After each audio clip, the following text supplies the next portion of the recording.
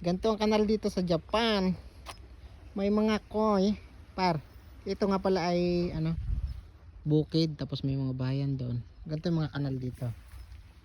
Ayan. Doon par, yung dalawang karpang malaki. Sana? Yun oh. Yun yung puti, ang ganda siya oh. So, mga 50 mil na yata sa atin yan. Dito pagala-gala lang sa kanal nila. Ito par oh. Yun, karpa. Magsyuta. Yan oh. Magsyuta par, andun. Yung puti talaga maganda tutulukan. Pa, picturean mo nga ako dyan. Kalang. Huliin mo yung karpa. Hayop ko. Ay, akapoy. Puti. Marisa ka.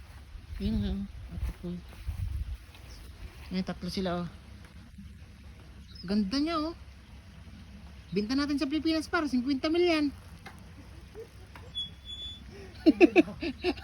Ang mahal lang ganyang may kulay. 5 kilo na yan, no? Oo. Ang liit lang isa, anak siguro. Dito kami sa may bukid, you know.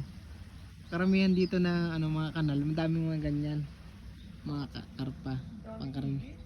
Yung bago ako dito sa Japan, nanghuli ako ng ganto.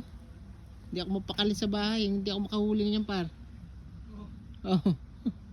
Yung ano pamingwit na Ba yan, alagaan yung i-aquarium?